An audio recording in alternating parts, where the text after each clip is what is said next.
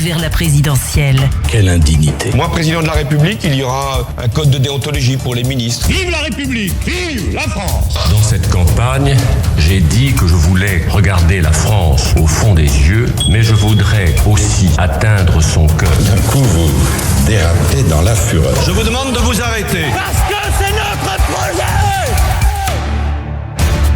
En route vers la présidentielle, tous les après-midi, un éditorialiste vient nous raconter les coulisses de la campagne. Et j'ai le plaisir d'accueillir en ce mardi David Revaudalon. Bonjour David. Bonjour Steve. Vous êtes le chef du service politique du Journal du Dimanche et vous vous intéressez cette semaine au retour du Covid-19. Le virus circule de nouveau de manière alarmante, même si la situation en France est un peu meilleure que chez nos voisins européens.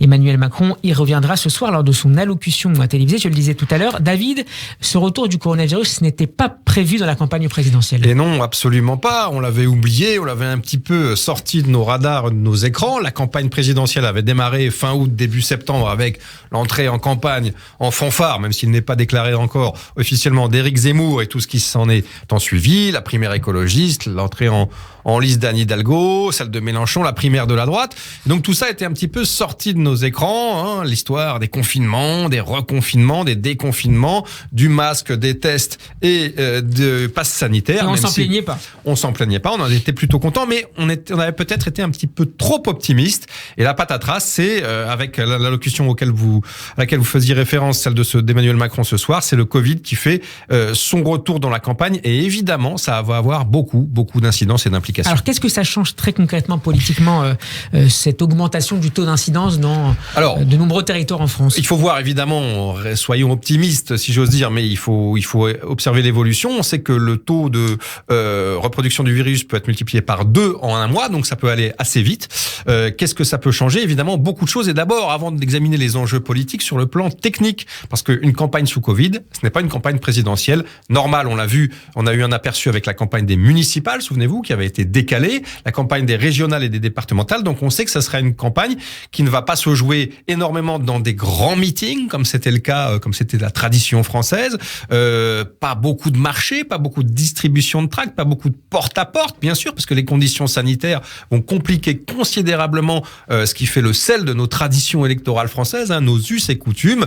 Donc on ne se déplacera pas beaucoup, on ne se verra pas beaucoup, on ne se parlera pas beaucoup. Ça peut influer par exemple sur le taux de participation ensuite? Alors sans doute, on l'avait vu évidemment au municipal, au départemental et au régional. Je rappelle qu'au régional, on avait été proche d'une abstention record, puisqu'un tiers des électeurs seulement étaient allés voter, ce qui est du jamais vu dans l'histoire politique française. Et on peut pas s'empêcher de penser que la maladie et la pandémie ont évidemment joué un rôle là-dedans. Donc, sachant qu'on n'a pas les outils traditionnels de la campagne, c'est forcément une campagne qui va se jouer davantage sur les réseaux sociaux, sur Internet et dans les médias, notamment les télévisions. Et puis politiquement, quels pourraient être les impacts? Alors, on s'attend toujours un petit peu, on s'interroge toujours un petit peu sur ce qui va être le véritable terrain d'affrontement de la présidentielle. Est-ce que ça va être l'insécurité, le terrorisme, l'immigration, des questions régaliennes, ou au contraire des questions économiques et sociales, la croissance, le chômage, le pouvoir d'achat, voire des questions sociétales, sait-on jamais, c'est assez rare mais ça peut arriver.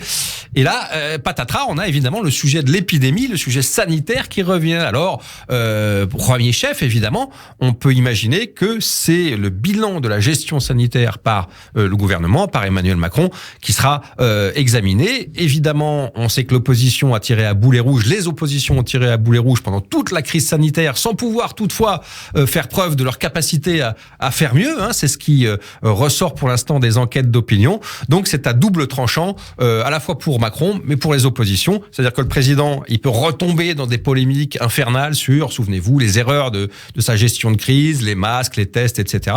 Ou alors il peut s'en tirer plutôt pas mal. Ça peut avantager le président de la République? Alors on sait que traditionnellement, quand dans une période de crise très grave, qu'elle soit sécuritaire, qu'elle soit sanitaire, eh bien la population, l'opinion se retourne vers le pouvoir en place, quel qu'il soit. On en avait eu un exemple assez frappant avec François Hollande, qui n'était pas vraiment très apprécié dans le cœur des Français, puisqu'il avait des codes sondagières assez catastrophiques. C'était de ce point de vue-là le pire président de l'histoire de la Ve République dans son rapport à l'opinion. Mais dès qu'il y avait eu des éléments très très forts, je pense à l'intervention française, l'intervention de l'armée française au Mali et surtout aux deux séquences d'attentats qui ont endeuillé notre pays en 2015, l'attentat contre Charlie Hebdo et l'hypercacher d'une part, et l'attentat janvier et novembre 2015. L'attentat des terrasses. Eh bien, François Hollande avait bénéficié d'un regain d'opinion assez fort. Pourquoi ? Parce qu'en période de crise, on se tourne vers celui qui a le pouvoir. Et c'est aussi ce qui pourrait arriver de positif à Emmanuel Macron, parce que c'est vrai que quand vous interrogez les gens, vous regardez ça, c'est très très documenté dans les sondages d'opinion. Il y a beaucoup de critiques sur le président, qui est peut-être un peu arrogant, qui a fait des erreurs, qui est considéré comme peut-être un peu trop le président des riches. C'est ce qui revient surtout en ce moment, en ces temps où le pouvoir d'achat revient comme préoccupation. Mais en tout cas, les gens disent, on n'est pas du tout certain que qui que ce soit d'autre aurait fait mieux que lui. Donc le président rassure, ne serait-ce que par sa fonction. Le fait qu'il était en place et qu'il ait déjà géré cette crise, ça peut aussi donner un argument de plus et un atout de poids pour la future élection. Mais si jamais, encore une fois, elle se fait sur le Covid, et ça, on ne le sait pas, mais ce qui est clair, c'est que cette campagne est à nouveau percutée par cet élément auquel on s'attendait pas. Si c'était le cas, David, ce sera ma dernière question. Est-ce que ça serait une mauvaise nouvelle, à l'inverse, pour Éric Zemmour, par exemple ? Alors, c'est certain que pour un candidat qui a plutôt tout misé sur le régalien, mais c'est pas seulement le cas d'Éric Zemmour, vous avez raison, parce que c'est celui qui est le plus à l'extrême sur ces questions, mais c'est aussi le cas pour Marine Le Pen, et ce sera vraisemblablement aussi le cas pour le candidat de la droite, puisqu'on voit que tous les candidats de la droite essayent un petit peu d'embrayer derrière Zemmour et Le Pen. Mais qui ont eu à gérer pour certains, en tout cas, la crise sur leur territoire. Il y en a eu, Xavier Bertrand, Valérie Pécresse. Xavier Bertrand, Valérie Pécresse ont déjà eu à gérer cette crise sur leur territoire. Ils en ont fait beaucoup en termes de communication, en expliquant ils avaient réussi à se procurer des masques, contrairement à l'État, etc. Mais évidemment, je crois que cette expérience régionale, ça va être difficile à comparer. Elle fera pas vraiment le poids face à l'expérience d'un président qui, encore une fois, a fait des erreurs, encore une fois, va se faire reprocher beaucoup de choses, mais a quand même tenu la baraque. Et c'est évidemment ce que les macronistes vont nous expliquer dans les prochaines semaines et dans les prochains mois, qui a quand même tenu la baraque pendant 2 ans. Et pour Zemmour ? Pour Zemmour, j'y reviens. Donc c'est compliqué parce que on voit qu'il est monothématique. Il est sur l'immigration, l'islamisme. Dès qu'il s'éloigne un petit peu de sa zone de confort, le social et l'économie, on voit que c'est un peu court pour ne pas dire plus. Alors sur le sanitaire, je vous laisse imaginer. Je pense que ça serait assez catastrophique. Mais d'ailleurs, on le verra. Sauf à tirer à boulet rouge peut-être sur les conséquences de la mondialisation. Voilà, sur les conséquences de la mondialisation, mais ce serait peut-être un peu court s'agissant d'une pandémie précisément mondiale. Donc je crois que ça serait pas un bon terrain pour lui. Ça serait pas un terrain sur lequel il serait à son avantage. Merci beaucoup, David Revaudalon, pour cet éclairage. Je rappelle que vous êtes le chef du service politique du Journal du Dimanche. En route vers la présidentielle, c'est à retrouver en podcast sur notre site radioj.fr. Nous serons demain avec Alexis Lacroix, le directeur de la rédaction d'Actualité. J'y vais à mardi prochain. À mardi. David.